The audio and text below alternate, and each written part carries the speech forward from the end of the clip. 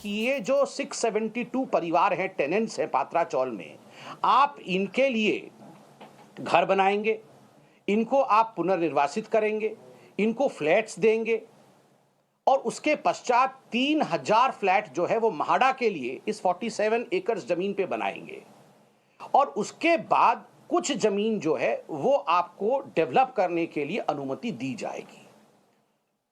हुआ इसमें यह कि ये पात्राचौल वाले एग्रीमेंट के पश्चात जो गुरु आशीष कंस्ट्रक्शन है, एलिगेशंस उनके ऊपर है और दस्तावेज भी निकल कर आए कि इन्होंने एग्रीमेंट को फॉलो नहीं किया और ये जो 672 परिवार को स्थापित करना था, उनके लिए फ्लैट्स बना के देने थे, ये काम नहीं किया।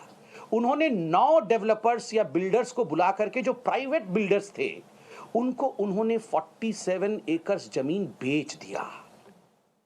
एग्रीमेंट किया गरीबों के लिए, जमीन बेचा खरबपतियों को। बिल्डर्स को यह जमीन बेच दी गई। कितने में बेची गई?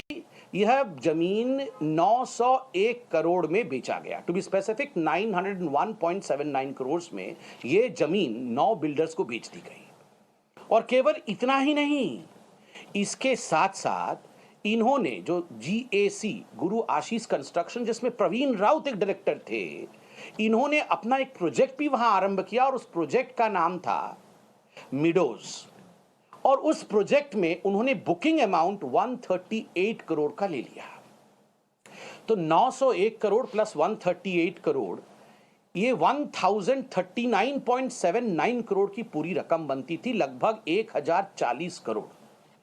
तो एग्रीमेंट को दरकिनार किया, गरीबों के ख्वाबों को खत्म किया, उनके लिए घर नहीं बनाया और अपने लिए 1040 करोड़ बटोरा गैर कानूनी तरीके से। इस कंपनी ने, जिस कंपनी में संजय राउत के खास मित्र प्रवीण राउत थे, उन्होंने हासिल किया 1040 करोड़।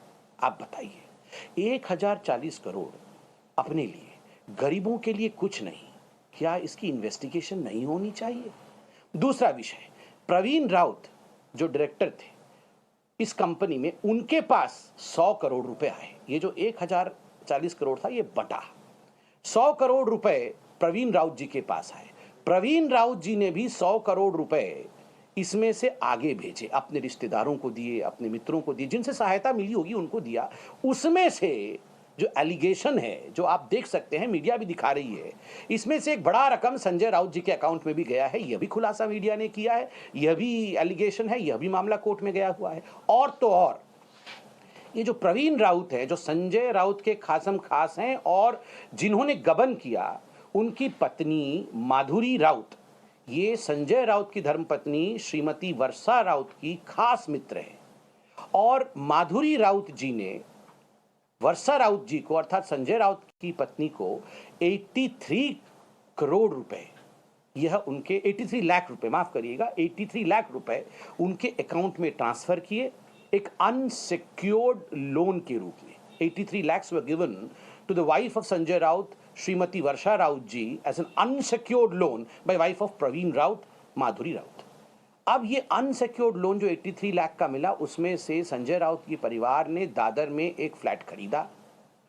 बाद में जब पूरे विषय में ईडी ने जांच शुरू कर दिया, तो चुपके से, क्योंकि उन्हें पता था कि ये सुई का नोक जो है हमारे ऊपर आने वाला है, तो 55 लाख वापस करने की कोशिश संजय राउत जी की धर्मपत्नी वर्षा राउत जी ने किया कि मैं वापस कर रही हूं, देखो भैया, माधुरी जी को मेरा कुछ लेना देना है नहीं। मगर ईडी तब तक चौकन्नी हो चुकी थी, वो पूरा विषय जान चुकी थी। ये सारा विषय सामने कैसे आया? ये आज का केस नहीं है।